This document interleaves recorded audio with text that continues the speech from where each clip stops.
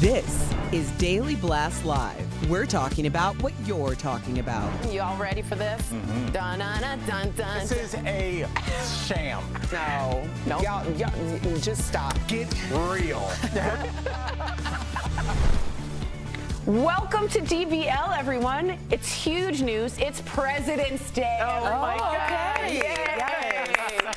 It is Huge. a national holiday to celebrate all of our great presidents, past and present. It's also a day that a lot of people take advantage of some great sales. And of course, kids are off from school and banks are closed. But here's our question to you guys and to the panel. Should it even be a holiday? Like, what are we doing? Who are we celebrating? What is this day? Yeah, I do struggle with the idea of having, well, first of all, nothing's ever really a holiday for us because you see we here. We're here. Why We're are we here? Yeah, and y'all seeing us now because you home. That's right. Okay, y'all got it off. We didn't get it off. So anytime you're like, what is this day for and why everybody get it off and not us, I have a problem with it. I totally am very fair with that, Lindsay. I feel like I always find out the hard way that President's Day is a holiday because, like, I'm trying to go somewhere and it's jam-packed. Like last night we went up to the mountains and it was jam-packed at the restaurant that we love and I was just lost. But I feel like, you know, it's a good day off, but it's unfortunate that we don't get it off. Yeah, we're all just but mad. you know, it's just been one of those irrelevant holidays that we were talking earlier before the show started. Like the sales to me aren't that legit as like Black Friday sales. Maybe from time to time again you can get a good piece, but like it's not a Black Friday type of holiday when it comes down to sales, and that's not even a day off. So if I could switch, I might do Black Friday as a real day off versus President's Day. Well, we were talking about the specifics of the sales because really that's what the whole thing's about, right? And it seems as though if it's bigger items or like household pieces, because I was saying that I have this kitchen set where I was able to upgrade the fabric for no additional price, and then also I got 50% off of it, and that was a President's Day thing. So I saved about 55%. Bravo on wow. that sale. I do want to say it was made to originally celebrate George Washington. Okay. Is anyone doing that? And if not, could we not use either the day after Super Bowl, as Jeffrey's always said, our other co-host, or a voting day where we get the day off to vote? I feel like if anybody was on this panel celebrating George Washington's birthday, it would be you. And So I'm not even answer your own question. And I'm not even doing it. So yeah. Yeah, that brings up a really great point. The idea that we would celebrate George Washington, but we wouldn't get a day off to go vote. I mean, that... There's a dichotomy there. There's a problem there. There's a it's tension there. The intentionality behind that. Amen. Amen. All right. Speaking of presidents, how do you think President Biden's doing so far? First, there's this whole Ukraine crisis with a potential war breaking out with Russia any day now. The president has been working with our NATO allies to try and prevent it. On the other hand, inflation here at home is at its highest point in 40 years, and it's affecting a whole lot of folks who are struggling with rising prices at the grocery store and at the gas pumps. Finally, the president was able to pass a massive infrastructure package that will rebuild crumbling bridges and roads, which we need, and bring broadband to more rural communities. So we're going to give this to you. Again, we never pay you. Just compliments. DBL Nation, how do you think this president is doing on President's Day? If you want to partake, which you really should, go to dblvote.com to weigh in. Complicated question there, Granger. I know he's trying to avoid being polarizing, and it's kind of nice when we just had a president that was very tumultuous to most people. It's nice to have somebody who just is kind of playing it and having a conversation with both sides of the aisle. But I do think that he is so neutral that it's over the top sometimes and we're not getting enough done. Like, especially for me with police and reform, he has a complicated relationship with both because he did make a lot of promises when campaigning to the Black community that he's going to do stuff in regards to police and reform, especially in the wake of George Floyd being killed. And none of that has come to fruition. It's all gone on the back burner, in my opinion, looking at what he's actually implemented. So, you know, I don't think that he's doing terribly because we actually can have a sense of calm, which is what you always talk about wanting from your leader, but I don't think that he's doing a fantastic job. So if you had to give him a grade at this point, where would you put him? I would say a C+. C+, fair.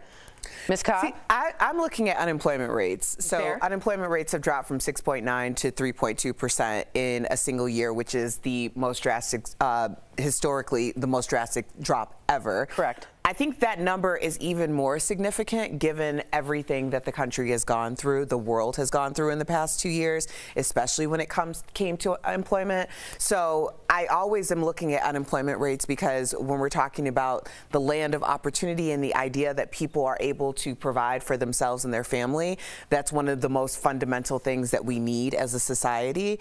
Now, it is interesting how people have decided to go back to work, but then also the idea that we have had more of a sense of autonomy for a lot of people. Yes. So I think that is a win in that category. I do too. Here's the thing. I think are we better off than to me before when every single day I was like, oh my God, what's happening? What's happening? Yes. Is it calmer? Yes. Are they passing bills like that massive infrastructure bill that I think is vastly important to America's roads? Yes. But here's the thing with Biden that always gets me. Biden lost his daughter, his wife in a terrible car accident, and he also lost Beau at a very young age from brain cancer. And he's one of the only presidents that can really like console someone on a personal level, person to person. And I find that his team keeps him from doing that. And instead of actually talking to us, like, it's going really hard, I understand that, things are difficult, and consoling in chief, which I always talk about, I haven't seen that side of Biden. And I know a lot of Democrat pundits have been like, where is that Biden? And I do sort of wish in the State of the Union is coming up, he addresses that and the grief and the trauma, because of any president that can really empathize, it's this man. And I haven't seen that from him, and I think a lot of people are aching for that from a leader. I think the unemployment's great. I think the Republicans are never going to give him what they want, so we're going to get barely anything done.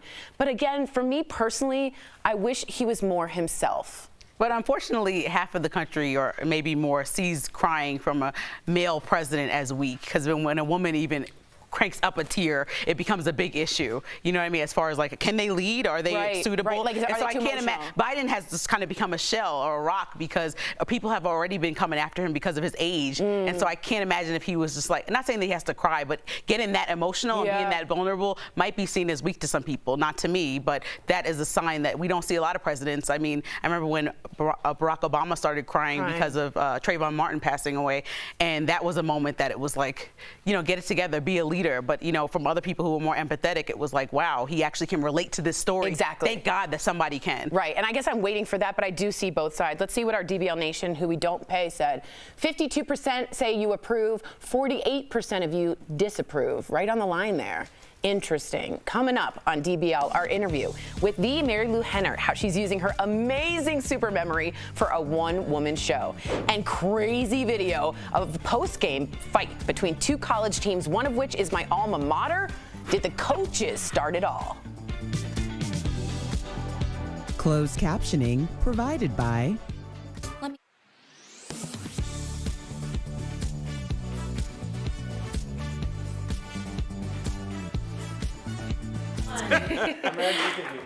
Oh, you know what? I wanted to ask a question we didn't get to. Do you guys blame the president for the gas prices rising? That is what they wanted me, the producers wanted me to ask. I don't know. What do you say, Erica?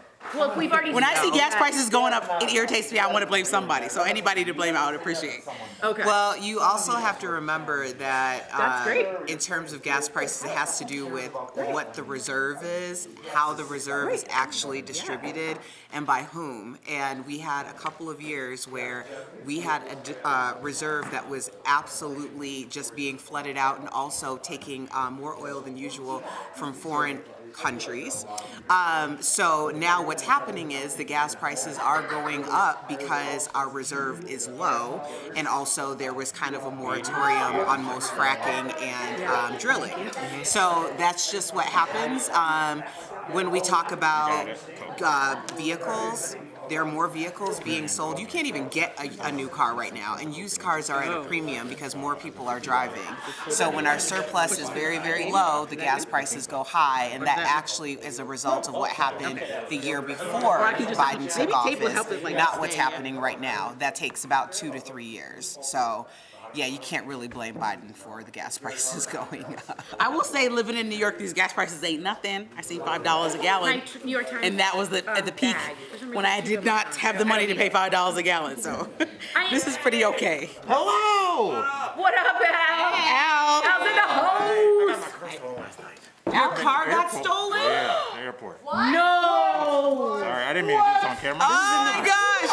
Yeah, what up, girl? Oh my gosh! Hi. How's it going? I know. How you doing? I was just talking about cars. That's so calm for this. Car thefts Like, are I'll be on having a heart the rise because there are no used cars. It's huge. It's major. You're like, it's just gone? Well, I went out at I landed at 9, and I walked.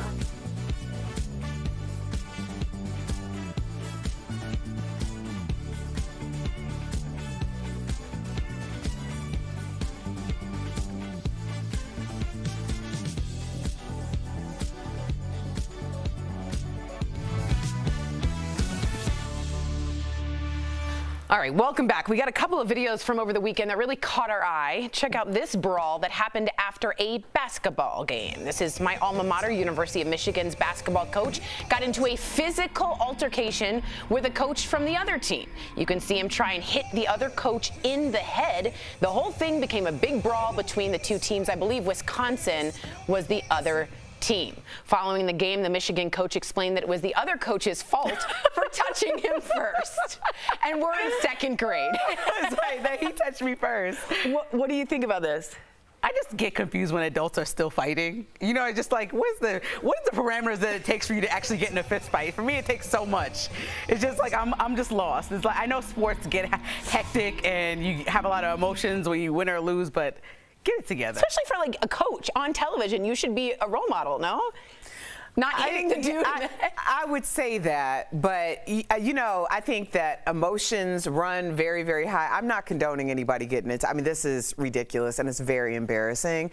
But also, people need to learn to keep their hands to themselves. Yes, they do. Like, I mean, even just especially in escalated situations, and you reach out and touch someone, that goes from 0 to 100 so fast. Yeah. But this is embarrassing. That was an open hand slap as well. That was a lot. The whole Open thing. hands, yeah, like much. full grown man hands. All right, the next video is pretty crazy too. Get ready for this. Miami Beach Police Department posted this video of a helicopter. There you see it, right? Top right, coming straight down and crashing into the water just off a crowded beach on Saturday. Thankfully, I want to let everyone know everyone on board completely survived and none of the folks in the water at the time were injured. Oh. Dude, I would have been running, pretending I'm on Baywatch to save those people. There are some beaches I would, like... That's what I'm talking about you jumping in when it's unnecessary. I know. That doesn't call for Tori to save anybody. Swim well. But there are some beaches where it's actually like you can get a beautiful shot of the planes landing right by the beach. And that terrifies me because I don't want to see something that close. I always think the airplane's coming right down or the helicopter, whatever, on top of me. And this is the case where it actually is happening. That's terrifying. And I'm happy that everybody's okay. Oh my gosh. I am glad that everyone's all right. All right, this next video might pull at your heartstrings. This is Zoe, who was first reported missing in 2010. She was reunited with her owner after 12 years when a good Samaritan found her, called the authorities, who scanned her microchip. The dog's owner says she's still in shock. Oh, good baby. Am I the only one who thought, like, my dog is disrespectful? Like, he loves Patty as much, our executive producer, as much as he loves me. He does love Patty. And so, like, he will just go, if you go, oh my God, he will be yours forever for 12 years. And so I don't think that he would come back to me like, oh my gosh. I think he'd be like, okay. You don't think, like, do you think that dog recognizes that owner? Possibly. I believe so. Okay. Yes, absolutely. The smell. Absolutely. Right? The smell. I know I mean, Spike, first of all, Spike doesn't go anywhere. He's completely opposite from your dog because I call Spike DJ White Shadow because he's white and fluffy and he is right behind you like at all times. Like I have to like walk around, like look to make sure because, you know, I had a Great Dane before. So if I turned, he was like right there. Spike is like, you know, a little further down. But I know for a fact he would just absolutely know. He would know at least Anthony, maybe not me. Yeah, that's true. Josie would know. We would never be separated, though. Our heartstrings would find each other. We would. Coming up on TVL, our interview with the lovely and talented Mary Lou Henner. We're putting her amazing super memory to the test. Stay tuned.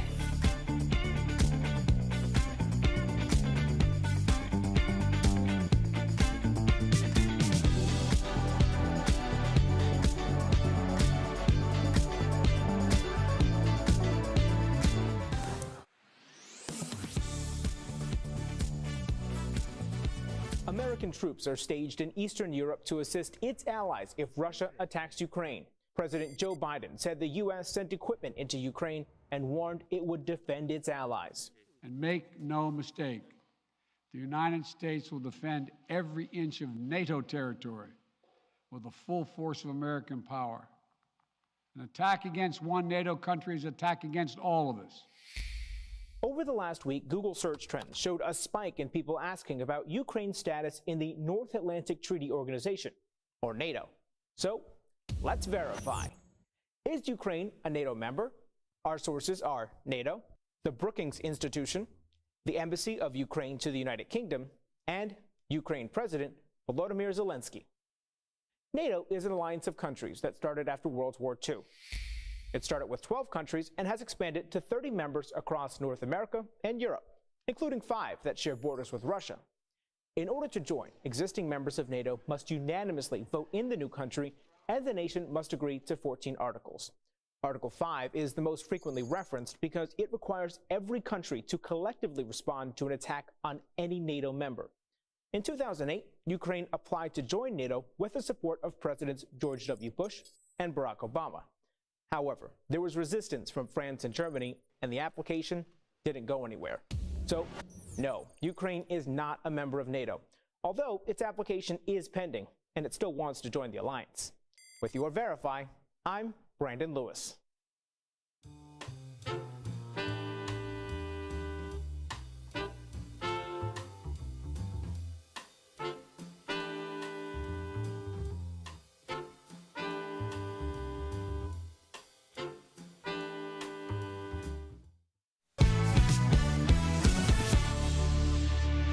I do not tolerate high-pressure tactics, so I will give you an answer now. You are not my contractor. You are making a huge mistake. Not as big as the mistake you're making. Let go of my arm. Ooh, welcome back. That's Mary Lou Henner in her latest Aurora Tea Garden Mysteries movie, Haunted by Murder. We spoke to Mary Lou about her time on Taxi and her amazing memory. Take a look. Mary Lou joins us live. Welcome. Yes. So happy to have you back. Now, during your time on Taxi, you were on the same lot as, let's go through it, Happy Days, Laverne and Shirley, Mork and Mindy. What was that like? Yeah, bosom buddies, booking scripts. I mean, all these people. It was so incredible to have that. It was kind of like a campus, but we were sort of the cool kids, the Taxi kids, because every Friday night after our show, we had a party. And 4 times a year, we'd have a blowout dance party in the Paramount Commissary. So everybody looked to the Taxi kids for their, like, you know, the cool kids. My gosh, I'd want to go to that party. Tori just yelled out cool. Yeah. She's very envious of that party. Yeah. Very envious. Mary Lou, welcome back. Thank you. Yeah. I was going to say, it's Tom Hanks and Robin Williams and Peter Scolari and Michael Keaton, Jim Belushi, all the Happy Days in Laverne and Shirley people. Now I'm jealous. Yeah. Now I'm not. We had Candace Cameron Bure on the show, and you play her mother. That's right, in Aurora Tea Garden Mysteries, Haunted by Murder. She had a question for you, Mary Lou. I want you to take a look. Mary Lou, I told you, and I'm sure you remember, my haunted house story. So I want to know if you have any haunted house stories. Okay, I don't have haunted house stories, but I do have really psychic, crazy things that have happened to me. I mean, like, unbelievable. Okay, so I'm going to tell you one of my favorites, because I've got probably 50. But this was my favorite. I was with my second husband at the time, Rob Lieberman, and I was doing a movie, so I was night shooting. And I came home, I got into bed, I was tired, and he woke me up at 9 o'clock and he said, "What's Carla's number?" And Carla was somebody who was helping us decorate the house. Carla Champion, brilliant. Anyway, so I rattled off a number. So he calls this number. I hear him talk to this woman, and he says, "Okay, well, when she gets there, please have her call me." So have her call Mary Lou and Rob. So Carla calls back like 10 minutes later, and she goes, "Where did you get this number?" And he said, "Well, Mary Lou gave it to me." She said, "How does she have it? Because I don't even have this number you guys called. It's the private line in their bedroom. I'm redoing their bedroom, but no one has this number. Whoa. It's a private line." And he woke me up and said, "Where did you get that number?" I said, "I don't know." You said, give me Carla's number, and I pulled it up. So that kind of thing happens to me. Like crazy hair up the back of your neck kinds of things. I do have goosebumps, and I will call you later for lotto numbers. People might know you from Taxi. I know you from Noises Off. I just want to say thank you for that movie because it's my absolute #1 favorite. We all know you have an amazing memory, really. Now you're incorporating it into your one-woman show, and you're performing a song about it. Is it not Memories? No. I think people would like, some people do this. But no, my brother wrote this fabulous, the Peggy Lee song, "Cause I'm a Woman," that song. Mm-hmm. So I thought I have to do a song about my memory because, and let me explain it, like in a song. So he wrote these incredible lyrics. Can I sing a little for you? Please. Okay, so I'll just do the first verse. So it's like, I can tell you the day of the week and what I was doing on any given day. I recall every tryst on my list, especially the foreplay. I remember the fall of the big Berlin Wall and what I was eating for lunch. Saddam underground, Koufax on the mount, Muhammad Ali's jungle punch. Cause I had exam, FLHSAM. Wow. I say it again, because ASAM is what I have. It's highly superior autobiographical memory. Okay, so we do have a couple of dates for you. Do you remember what happened on September 13th, 1978? September 13th. That was the day after. Okay, so September 13th, 1978. That was the day after Taxi premiered. Whoa. September 13th was a Wednesday. So it premiered September the 12th on 78. So it was on that. And then the 2 days later, I was actually, at the time, I was with Johnny Travolta. We were dating then. And we were in London together because he was opening Grease. But on the 15th, we went to New Orleans to do the, that was You're right. She is right. Yeah. That was not pre-planned. I give our viewers my word. Oh. That was completely spontaneous. You are incredible, Mary Lou. Thank you for joining us. Thank you, Mary Lou. Thanks, guys. Make sure to catch Mary Lou and Aurora Teagarden Mysteries Haunted by Murder, currently playing on Hallmark movies and web series. We'll be back. DBL is sharing milestones in Black history. The Black Lives Matter movement forced Americans to have an updated conversation about race in light of Trayvon Martin's fatal shooting. Aiming to fight racism and anti-Black violence, the organization grew nationally when the lives of Michael Brown and Eric Garner were taken. It then became a global conversation with George Floyd's death. Promotional consideration is brought to you by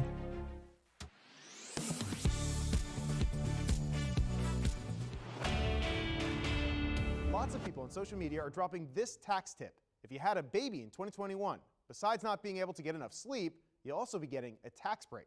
But before you pop the champagne, let's verify. If you had a baby last year and didn't get extra child tax credit money, can you get it by filing your taxes? We checked the IRS website, spoke with IRS spokesperson Luis Garcia, and asked tax expert Henry Grez. They all agree that yes, you can. Under the American Rescue Plan, parents were given the option to get some of the money that comes in the form of a tax break early and in 6 monthly installments. It also bumped up the credit from $2,000 to $3,000 for kids 6 to 17 and $3,600 for kids under 6. The amount of money you got was based on your income and the number of children listed on your 2020 return. So what about new parents? According to our sources, anyone who had a baby, adopted, or fostered a child in 2021 can qualify for the child tax credit as long as you're still under that income limit. If your income was substantially higher in 2021 than 2020, you potentially are not eligible for as much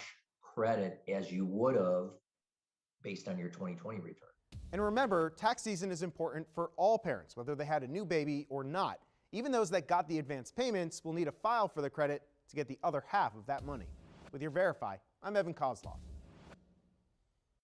AARP is now synonymous with the golden years. Its members earn discounts at businesses nationwide. But author Ariana Rebolini tweeted, "There's no age requirement to join AARP," in a post liked 80,000 times. So let's verify. Can anyone join AARP regardless of their age? Our sources are AARP, young adult finance blog Money Under 30, and the Hartford Insurance. AARP makes it clear its mission is to serve older adults by lobbying for their interests in Washington and providing services geared toward seniors. Its 38 million paying members gain access to discounts at restaurants, movie theaters, and other places. Despite once having retired persons in their original name, AARP says anyone can join, even if they're not retired. Money Under 30 points out younger people might benefit from things like a check to see if they're eligible for special student loan repayment and forgiveness programs on top of other perks. However, not every deal is open to everyone. For example, the Hartford Insurance only offers discounts to AARP members who are over 50 years old. So it's true, anyone can join AARP regardless of their age. And it's not just AARP. Other groups like the Association of Mature American Citizens and the American Seniors Association are also open to people of all ages. With your Verify, I'm Brandon Lewis. This February, connect with Al, Lindsay, Erica, Jeff, and Tori. Leveled up. Spirited talk. Get out of here. Insane to me. What are we talking about? Honest emotions. You are so generous to me. Always entertaining. I think this is Hooey. And explain to our black viewers what Hooey is. Real conversations are on DBL. And I like that. Very nice. DBL, all new every day.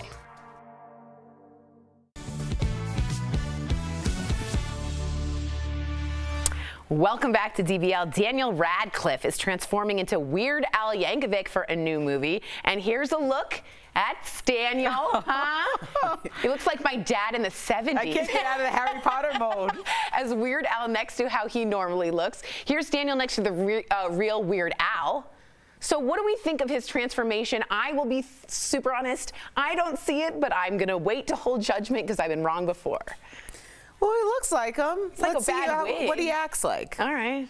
Are you excited, Linz, for this? It seems like it's going to be interesting. It's going to be interesting. Are you going to watch this? I don't know if it's going to be on my top priority watch list, but I might check it out if I have extra maternity leave randomly again in another year or two. I was like, oh, excuse me. Okay. No baby coming soon. No.